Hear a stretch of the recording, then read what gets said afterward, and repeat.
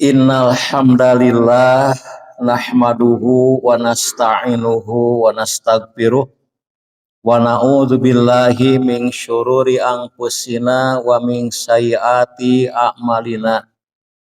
May yahdihillahu fala mudhillalah wa may yudlil fala hadiyalah. Asyhadu an la ilaha illallah wahdahu la syarikalah wa asyhadu anna Muhammadan abduhu wa rasuluh amma ba'du. Para hadirin wal hadirat, kaum muslimin muslimat, ikhwatu iman rahimakumullah. Alhamdulillah pada malam ini Ahad pertama, malam Senin pertama, kita semua masih diberikan kesehatan, kekuatan, kesempatan oleh Allah yang Maha Kuasa sehingga bisa menghadiri rutin kita setiap malam Senin kajian Islam. Mudah-mudahan kajian yang kita ikuti setiap pekan ini dapat dijadikan sebagai wasilah, sebagai jalan atau media untuk meningkatkan ilmu-ilmu kita tentang Islam, menguatkan keimanan dan juga meningkatkan amal ibadah kita sampai akhir hayat kita masing-masing. Itu harapan, mudah-mudahan menjadi kenyataan. Pada malam ini sesuai dengan yang biasa kita agendakan, malam Senin pertama membahas tentang Al-Qur'an, Pak ya. Al-Qur'an, terjemah dan tafsir.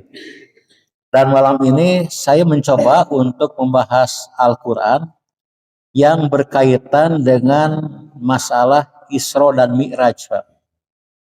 Karena pekan lalu tepatnya pada hari Senin ya, tanggal 27 Januari itu bertepatan dengan 27 Rajab yang dipercaya itu adalah hari bersejarah, yaitu peristiwa Isra dan Mi'raj Nabi Muhammad Shallallahu Alaihi Wasallam, dan itu dijadikan sebagai hari libur nasional, dan beberapa kelompok umat Islam itu mengadakan peringatan atau perayaan terkait dengan hari yang dianggap bersejarah itu. Memang hari bersejarah. Nah, malam ini saya ingin mencoba itu membahas ayat Quran yang berkaitan dengan Isra dan Mi'raj.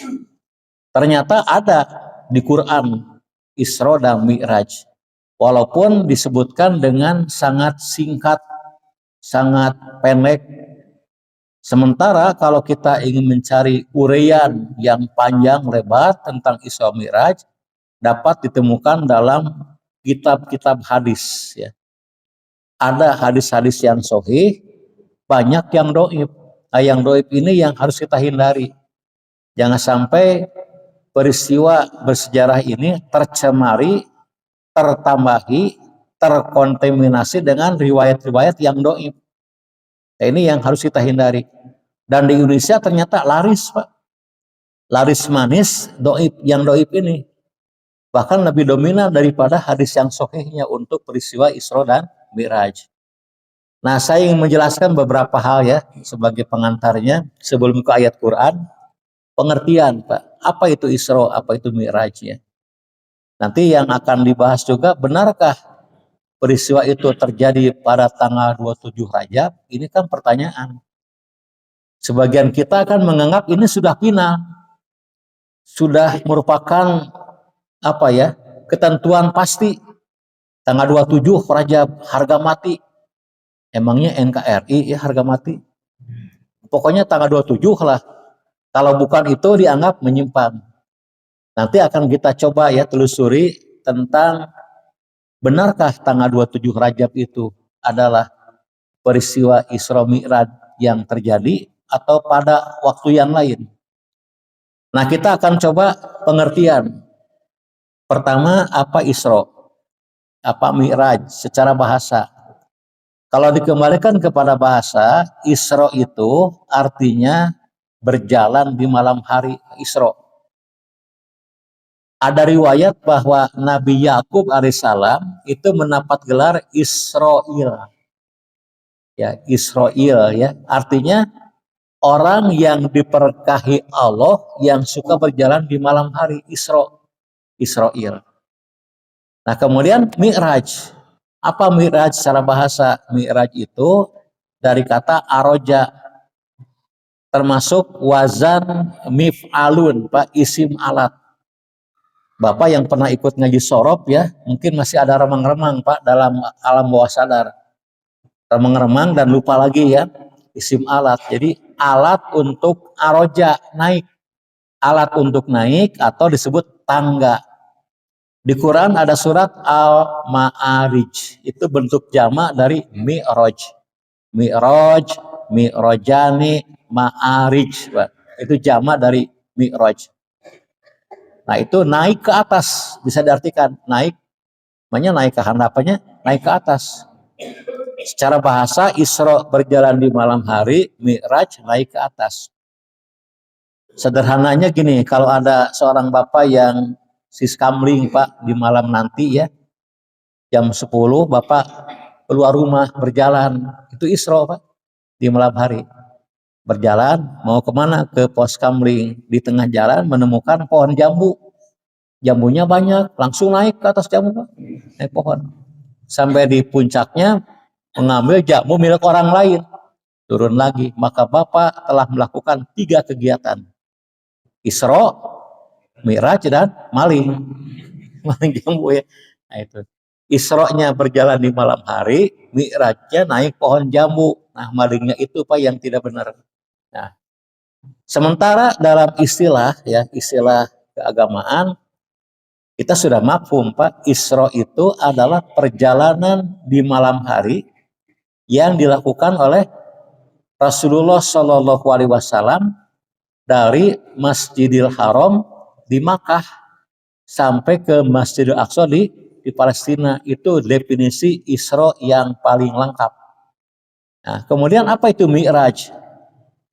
Mi'raj itu adalah perjalanan Nabi Muhammad Shallallahu Alaihi Wasallam dari Masjidil Aqsa di Palestina naik sampai ke langit ketujuh, ke atasnya sampai ke ada namanya Sidratul Muntaha. Bahkan beberapa hadis mengatakan sampai ke Mustawa, dan di atasnya ada apa? Arash, di bawah Arash, ke tempat yang paling tinggi di alam semesta tuh, Arash. Itulah Mi'raj. Dan itu dilakukan Nabi pada malam hari dari tengah malam. Dari Makkah ke Palestina, ke Sidratul Muntaha, balik lagi sampai menjelang subuh, beliau sampai di Mekah kembali. Jadi kurang dari 6 jam pulang pergi Pak. Itu perjalanan Isra Mi'raj. Dan ini jelas perjalanan yang sangat luar biasa. Peristiwa yang spektakuler, yang merupakan peristiwa kalau dalam bahasa filsafat supranatural Pak. Jadi di luar kebiasaan, di luar kebiasaan manusia. Dalam bahasa akidah, khawarikul adah, menyimpang dari kebiasaan. Dan ini atas kehendak Allah Subhanahu wa taala. Apapun yang Allah kehendaki itu bisa terjadi. Itu Pak, ini tentang pengertian Isra dan Mi'raj. Nah, tadi kan pertanyaannya, kapan terjadinya Isra Mi'raj? Kalau di kita, itu hampir semua orang mengatakan 27 Rajab. Tapi itu tata lepa, Pak, pecenah-cenah, beja-beja. Nah, kalau kita telusuri, ini saya bawa buku sejarah, Pak. Ini judulnya adalah Kelengkapan Tarikh Nabi Muhammad SAW oleh ulama Indonesia, Kiai Haji Munawar Khalil, penulisnya. Diterbitkan pertama kali tahun 1936. Udah kuno Pak nih. 1936 sebelum merdeka.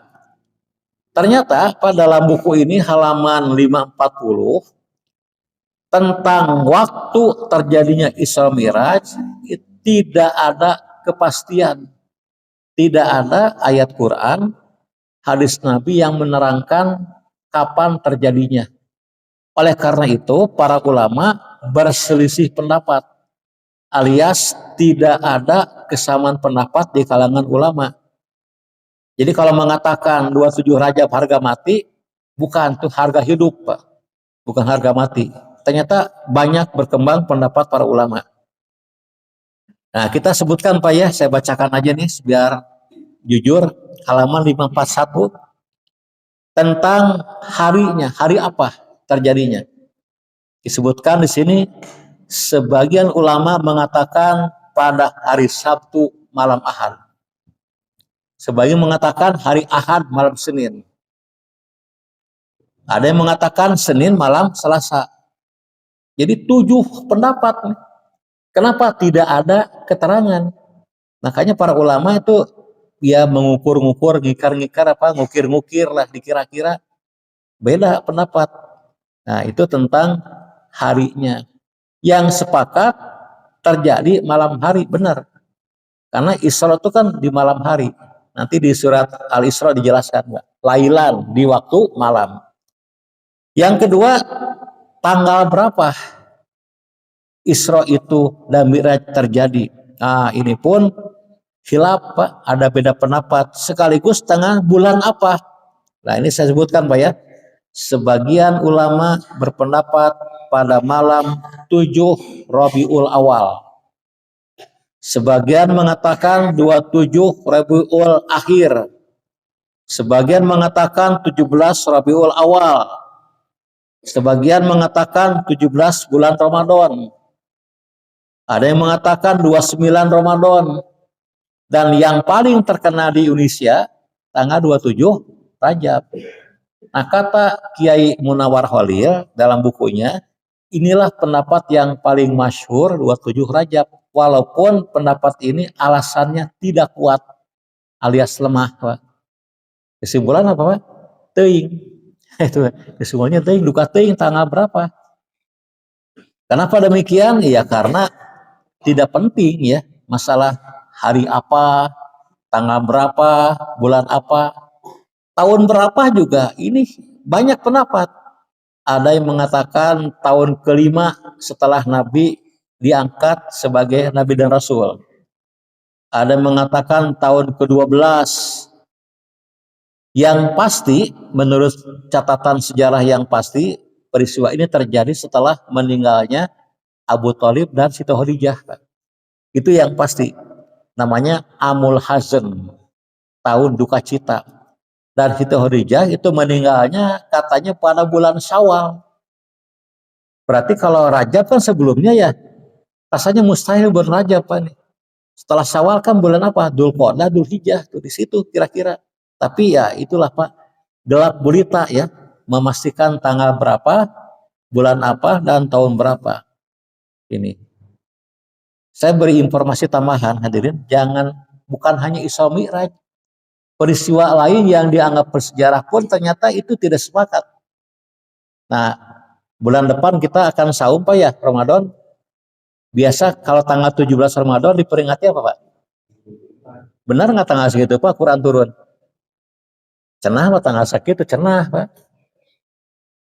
Coba kita telusuri. Ini dengan ayat yang Bapak tahu aja, surat Al-Qadar. Inna anzalnahu fi lailatul qadri. Sesungguhnya kami turunkan Quran pada malam Lailatul Qadar. Ya. Satu ayat. Nah, di antara Bapak Ibu kan suka mencari malam itu ya, dengan itikaf di masjid, banyak ibadah. Biasanya mencari malam itu tanggal berapa Pak? Bukan 17? Itu beda dengan nujul Quran ya. Iya, pikir-pikir tuh ini kan jadi rancu Pak. Tapi ya di kita mah kadang-kadang nggak bertanya, sian dosa cenanya kan, bisi kawalat cen, terima aja lah. Quran turun pada malam Lailatul Qadar, tanggal berapa? 17 Ramadan. Gitulah kata pemerintah. Tapi kalau kita ibadah semangat Ramadan itu tanggal 20-an mencari Lailatul Qadar. Kenapa bukan 17 ya? Oh ternyata. Nah ini Pak, saya punya buku sejarah Pak, nggak dibawa lah. Itu di buku itu dikatakan tanggal 17 Ramadan sebagai judul Quran itu sangat rapuh Pak, sangat lemah hujah dan argumennya. Dan ternyata yang paling mendekati Pak, bukan tepat, paling logis, paling masuk akal sesuai dengan hadis, Quran dan juga ilmu falak tanggal 21 Ramadan, Pak. 21 Ramadan. Sebab ternyata menurut ilmu falak, ya ini kajian ilmu falak, Pak, itu tanggal 21 Ramadan itulah yang lebih tepat sebagai tanggal Quran diturunkan pertama kali, bukan 17 Ramadan. Nah ini Pak, ini contoh. Tapi Pak jangan bingung Pak ya. Lain lagi Pak, masalah yang paling sering diperingati oleh kita itu ketika Nabi lahir. Muludan Pak, murid Nabi. Kita kan sejak SD sampai SMP sampai kuliah diberikan pelajaran Nabi lahir tanggal 12 Rabiul Awal pada tahun gajah ya. Benar tahun gajahnya mah. Cuman benarkah tanggal 12 Rabiul Awal? Malam Senin kan? Iya. Ternyata Pak menurut ilmu falak yang modern, malam Senin itu bukan 12 tanggal 9. 12-nya malam apa ya? Malam Kamis. Tuh, jadi beda lagi. Ini berkembang pendapat yang macam-macam. Ya, ini saya sampaikan Pak, membuka wawasan kita berpikir bahwa kita ini tidak boleh jumud, nggak boleh beku Pak. Harus siap untuk menerima fakta, argumen yang lebih masuk akal. Dan salah satu kelemahan umat Islam katanya Pak, sulit untuk berubah dalam berpikir. Itulah faktor kemunduran katanya. Ya baik, kita lanjut. Jadi kesimpulannya tidak ada kepastian tanggal berapa terjadinya Isra dan Mi'raj. Kalau di kita kan merah 27 Rajab. Nanti tanggal 12 awal merah lagi. Coba tengok Pak kalender Islam yang diterbitkan oleh pemerintah Arab Saudi. Tanggal merah cuma 2. 1 Syawal dan 10 Dzulhijjah. Itu karena pasti 1 Syawal Idul Fitri, 10 Dzulhijjah Idul Adha. Isra Mi'raj, kelahiran Nabi, nuzul Quran itu tidak merah. Kenapa? Kata mereka tidak diketahui. Yang kedua, tidak ada peringatan. Makanya Bapak kalau tinggal di Mekah Madinah nggak ada Rajaban, Muludan, nggak ada. Yang ada di Indonesia. Itu Pak, ini masalah ya. Ya ini untuk menambah wawasan aja. Nah baik, sekarang kita masuk kepada ayat Quran tentang Isra dan Mi'raj. Ternyata hadirin terpisah ayatnya. Peristiwa Isra itu dituliskan oleh Quran pada surat Al-Isra. Nama lainnya surat Bani Israel. Surat nomor ke-17 ayat 1. Itu Isra. Mi'raj ternyata terpisah pada surat yang lain. Surat An-Najm. Surat nomor 53. Ayat 1 sampai ayat 18. Itu digabung dengan peristiwa Nabi jumpa Jibril di Gua Hiro. Dengan Mi'raj itu 1 sampai 18. Surat An-Najm. Surat 53. Jadi Bapak Ibu diharap menghafal Pak ya nama surat dan nomornya. Mudah-mudahan hafal lah. Nomor 1 apa Pak? Al-Fatihah. Nomor terakhir apa tuh Pak? Apa kan dari 1 sampai terakhir apa?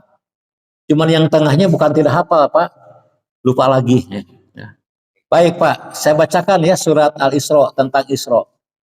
Ayat ini berbunyi, A'udzubillahi minasyaitonirrajim.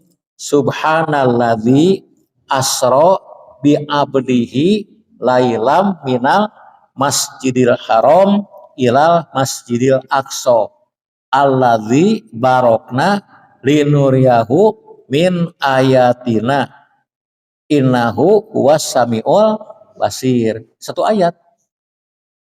Biasanya kalau umat Islam di kita memperingati Isra Mi'raj suka baca ayat ini dalam pembukaan. Inilah dalil Isra Mi'raj. Kata penceramahnya, salah. Ini dalil Isra, Mi'rajnya bukan di sini gitu.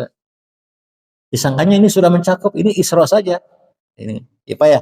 Kita terjemahkan. Subhanalladzi asra. Maha suci Allah yang telah memperjalankan bi abdihi hambanya lailan pada suatu malam. Isra kan ya, jadi malam hari. minal masjidil haram ilal masjidil aqsa, dari masjidil haram di Mekah sampai ke masjidil aqsa di Palestina ya. Kemudian linuriyahu alladzi barokna lahu, yang telah kami berkahi sekelilingnya. Jadi menurut Quran, wilayah antara Mekah sampai ke Palestina itu wilayah yang diberkahi, diberikan banyak kebaikan-kebaikan. Apa kebaikan-kebaikannya? Tanahnya subur, banyak pohon-pohonan yang tumbuh pada sana dengan baik. Kemudian berkah yang lain, di antara Mekah dan Palestina itu banyak diturunkan Nabi dan Rasul. Di sana paling banyak. Dan Nabi Rasul tidak ada yang turun di Panghegar, Pak. Ada. Dulu kan sawah, Pak, atau hutan ya, nggak ada manusia, mungkin ya. Itu di sana antara Mekah, Palestina, itu berkah. Nah, kemudian linuriyahu min ayatina, untuk kami perlihatkan kepadanya, kepada hamba itu, kepada Muhammad, sebagian dari ayat-ayat kami. Innahu was samiul basir, sesungguhnya dia Allah maha mendengar lagi maha melihat. Nah ini yang menarik hadirin, ayat ini diawali dengan subhana, tasbih. Tasbih Pak ya? Bapak Ibu kalau melihat peristiwa yang ajaib, yang spektakuler. Tadi saya mendapat berita dari seorang teman di MUI, katanya ketika apa yang di Jakarta kebakaran ya Pak, Plaza ya, Glodok, itu ternyata ada satu tempat yang tidak terbakar, musola katanya Pak, ukuran 5x4, nggak terbakar, karpetnya utuh, dindingnya utuh, Quran juga tidak ada sedikit pun bekas api yang membakar.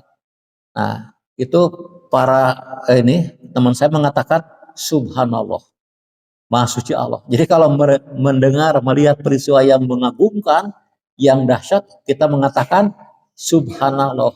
Nah, ini ketika Isra itu pakai tasbih Pak, subhanalladzi, maha suci Allah yang telah memperjalankan hambanya di malam hari. Ini kenapa? Sebab ini peristiwa yang dahsyat, peristiwa yang supranatural, di luar kebiasaan yang terjadi di kalangan manusia. Bayangkan hadirin, itu dari Mekah ke Palestina, waktu itu pakai apa orang naik ke sana Pak?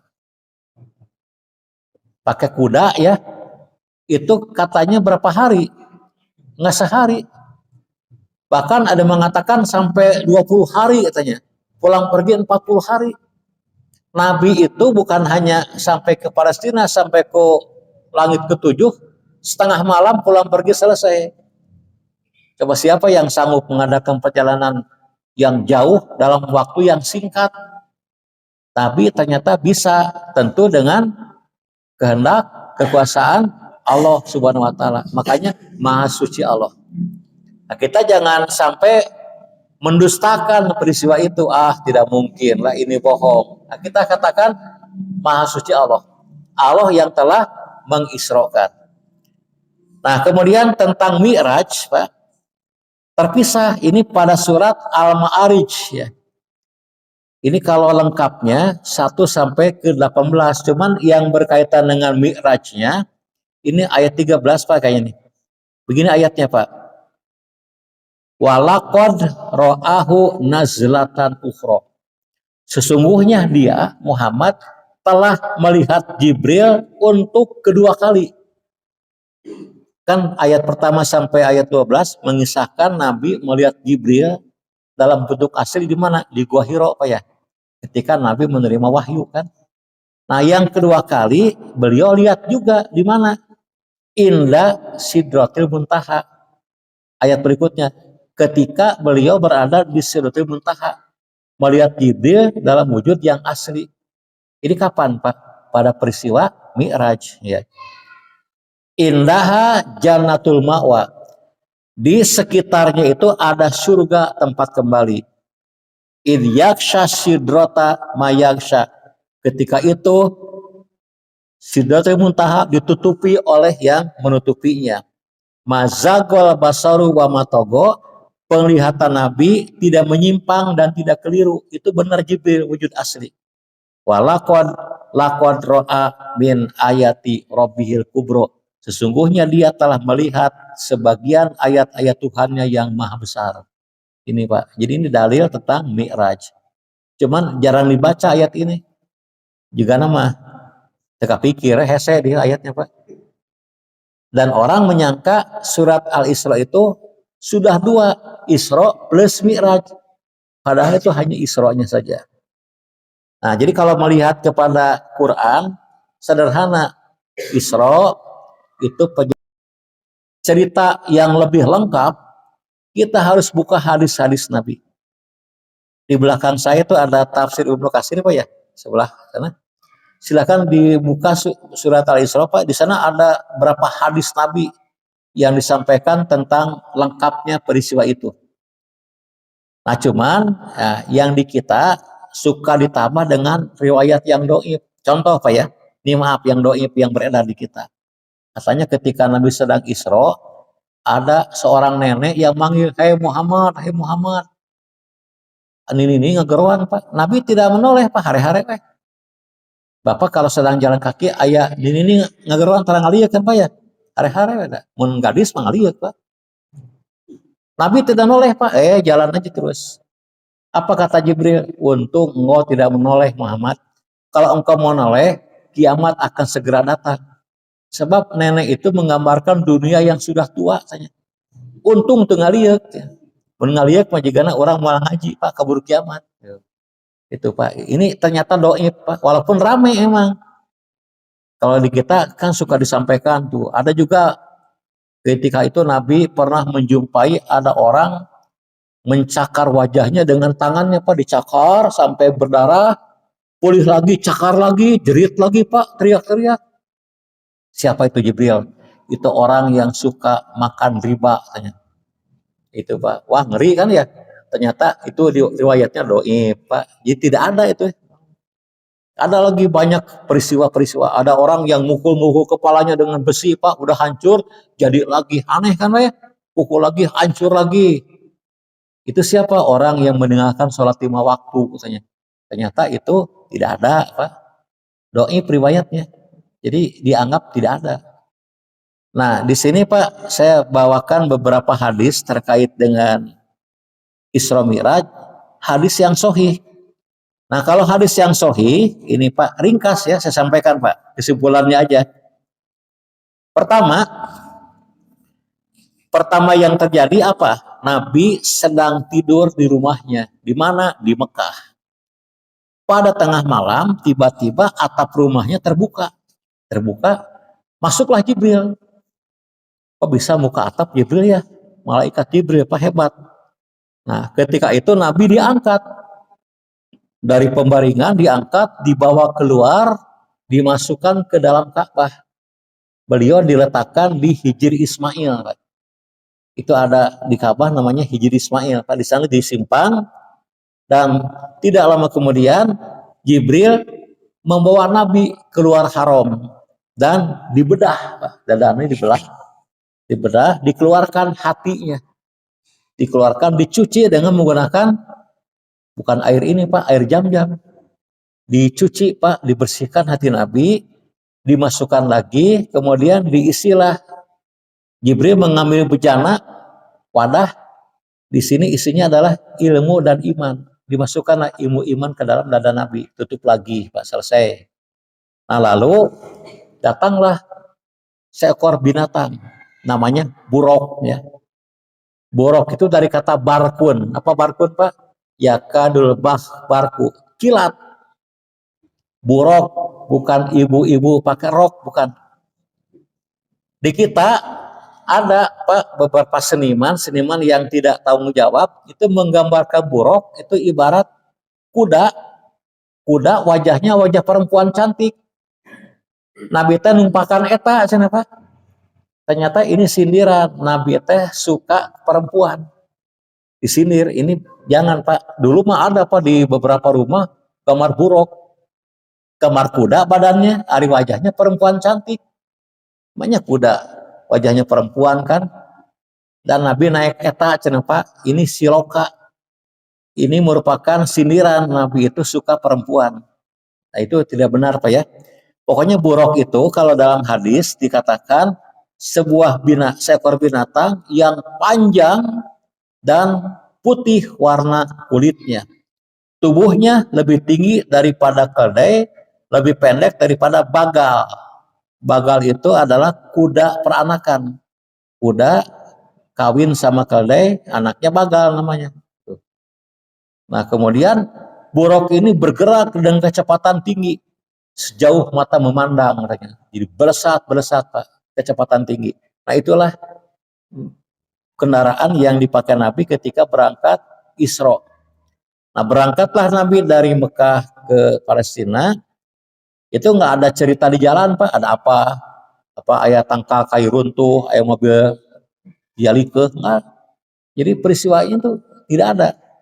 Sampai di Palestina, boroknya ditambatkan di halaman masjid dan Nabi sholat 2 rakaat di masjid itu. Tidak lama kemudian Jibril membawa Nabi naik borok kemana? Naik kata saya Mi'raj ke langit pertama dulu. Di langit pertama Nabi berjumpa dengan Nabi Adam alaihissalam. Di langit kedua Nabi berjumpa dengan Nabi Yahya. Di langit ketiga jumpa dengan Nabi Yusuf, langit keempat jumpa dengan Nabi Idris, langit kelima dengan Nabi Harun, langit keenam dengan Nabi Musa, langit ketujuh jumpa dengan Nabi Ibrahim alaihissalam. Dan Nabi menyaksikan Pak di langit ketujuh itu Nabi Ibrahim bersandar ke sebuah masjid namanya Baitul Ma'mur, bukan Muhajirin Pak. Ada masjid Pak di sana katanya Baitul Ma'mur. Cuman itu bukan untuk kita. Itu masjid tempat masuknya malaikat. Dan setiap hari, ini katanya Pak, ada 70.000 malaikat yang masuk ke masjid itu. Keluar, tidak masuk lagi. Jadi malaikat mah sekali apa ke masjid teh. Jadi bisa ayah bapak jarang ke masjid, eta nurutan malaikat. Malaikat mah sekali. Masuk, tuh keluar lagi. Nanti besoknya ganti lagi rombongan malaikat yang lain. 70.000. Bayangkan Pak, tadi 70.000, besok 70.000. Jadi kalau dihitung berapa jumlah malaikat seluruhnya? Sehari 70.000 yang masuk. Bayangkan Pak, kalau sebulan berapa tuh? 30 kali 70.000. Setahun, 10 tahun, sejak alam semesta diciptakan sampai sekarang, entah berapa triliun ya malaikat yang sudah belum kiamat belum datang, masih ada kesempatan. Ini betapa banyaknya jumlah malaikat, melebihi jumlah manusia Pak, luar biasa. Itu Baitul Ma'mur namanya. Di surat apa ya? Surat apa? Ada Allah bersumpah wal Baitul Ma'mur, demi Baitul Ma'mur. Itu tempat yang ada di langit ketujuh. Nah, kemudian beliau di sana itu naik lagi sampai ke Sidratul Muntaha, sebuah tempat yang indah, naik lagi ke Mustawa dan sampai ke bawah Arash. Dan di sanalah beliau itu mendengar firman Allah, mendengar dan mendapatkan tiga perintah, tiga wahyu. Yang pertama adalah tentang sholat 5 waktu. Asalnya 50 kan, diskon di 5 waktu. Yang kedua, turun surat Al-Baqarah ayat 285, 286. Hafal apa ya? Amana Rasulu sampai pangsurna alal komil kafirin. Yang ketiga, ini turun wahyu bahwa dosa orang yang berbuat syirik tidak diampuni. Sementara dosa lain walaupun besar ada peluang diampuni. Tiga apa ya? Cuma di kita yang terkena cuma sholat aja ya. Tiga apa? Pertama sholat 5 waktu. Yang kedua Al-Baqarah 285, 286. Yang ketiga informasi keputusan Allah bahwa orang berbuat syirik tidak diampuni. Dan dosa lain itu mendapat ampunan Allah. Turun lagi Pak ke mana? Ke Palestina. Kembali ke Mekah. Dan besoknya Nabi cerita di hadapan orang-orang Quraisy kan. Tadi malam saya telah melakukan Isra Mi'raj. Wah, ada yang percaya, ada yang ragu-ragu, ada yang menolak. Yang percaya itu dipelopori oleh seorang sahabat namanya Abu Bakar Siddiq.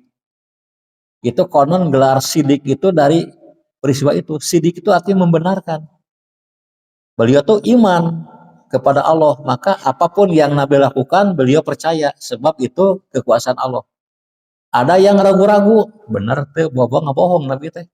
Banyak yang menolak. Kenapa? Sebab kata mereka tidak masuk akal. Ini baik selesai Pak sampai sana. Nah, anak ini ada beberapa persoalan Pak terkait Isra Miraj ya. Pertama tentang kendaraan buruk Pak ya. Ada yang mengatakan buruk itu kan dari barkun Pak ya. Barkun itu kan cahaya kilat. Sebenarnya kalau kita kaji secara ilmiah hadirin sekalian, rasanya tidak mungkin ya Nabi sampai ke langit ketujuh pulang pergi dengan kecepatan cahaya. Coba Bapak yang pernah belajar fisika ya, dulu IPA ya, ilmu alam, fisika atau IPA lah. Itu pernah dengar dari guru kita ya, bahwa cahaya itu kecepatannya itu 300.000 kilometer per detik Pak. Sebagai gambaran, kalau ini bumi Pak ya, ini bumi, ini Masjid Muhajirin. Kalau Bapak jalan ke timur Pak, timur terus Pak, ulah eureun Pak terus, nanti akan balik lagi dari sana. Betul ya? Kan gitu ya Pak. Nah ini, kan bulat. Nah, ini dari Muhajirin ke timur, datang dari barat, itu berapa jauh? Belum ngukur Pak ya, 40.000 kilometer. Terpercaya itu sorangan. 40.000 itu keliling bumi. Nah, cahaya itu 1 detik itu 300.000 kilometer, jadi 7,5 keliling bumi. Jadi kalau cahaya tuh set gitu Pak, itu 7,5 keliling bumi. Betapa cepatnya. Kalau kita ke matahari Pak ya, ke matahari pakai cahaya itu 8,5 menit. Nah, kalau ke bintang, nah bintang yang terdekat yang di langit pertama itu namanya Alpha Centauri. Itu jaraknya itu 4,5 tahun dengan cahaya. Itu langit pertama. Nah, sekarang ke langit ketujuh berapa puluh tahun kira-kira? Berapa ribu tahun? Tadi kan disebutkan di atas langit kedua ada apa? Sidratul Muntaha, ada Mustawan, ada Aras. Di luar jagat raya, Pak. Silakan Bapak cari Pak di YouTube ya, berapa luas alam semesta yang sudah dihitung oleh para ilmuwan. Ada yang mengatakan kira-kira 15 miliar tahun. Luar biasa. Sementara Nabi itu hanya setengah malam. Jadi kalau menggunakan cahaya pun itu miliaran tahun sebenarnya. Jadi lebih merupakan ini adalah peristiwa tadi Pak supranatural ya, mujizat. Nggak bisa diukur dengan kecepatan cahaya. Jadi ini iman aja Pak, kita gunakan iman untuk meyakini peristiwa ini. Dan tidak ada yang mustahil kan bagi Allah Rabbul Alamin. Dulu Buya Hamka, ini Buya Hamka itu pernah mengibaratkan seperti ada orang Pak, naik pesawat. Katakanlah Pak Asep lah, naik pesawat dari Jakarta ke Singapura. 2 jam Pak, naik pesawat ya. Nah, ketika Pak Asep naik pesawat, ada seekor semut yang nempel di baju Pak Asep. Nempel. Ikut naik nggak? Ikut kan? Ikut ke Singapura ikut. Nah ketika sampai Singapura si semut ini turun di bandara Singapura. Ketemu sama semut orang Singapura. Ngobrol, saya dari Jakarta. Berapa lama? Cuma 2 jam. Semut-semut yang di sana pasti akan komentar. Semut ngaco, semut gila. Tidak ada semut yang bisa sampai ke Singapura 2 jam. Ah dasar kamu megelo. Nggak akan percaya. Kenapa? Tidak mungkin semut dari Jakarta 2 jam ke Singapura. Tapi, nah semut ini kan tidak berjalan sendiri, dibawa oleh Pak Asep, oleh pesawat. Nah ini logikanya gitu. Kalau Nabi sendiri yang berangkat, tidak mungkin kan pulang pergi hanya 6 jam. Jika Allah yang membawanya, Allah yang mengisrokan, Allah yang memirajkan, tidak ada yang mustahil. Makanya subhana, maksudnya Allah Pak. Ini saya kira ini Buya Hamka dulu pernah menceritakan begitu. Baik, Waktu Iman, saya kira ada waktu 3 menit. Kalau Bapak ingin menyampaikan pertanyaan, dipersilahkan. Mangga Pak. Assalamualaikum. Mungkin selain waktu juga perselisihan antara mengenai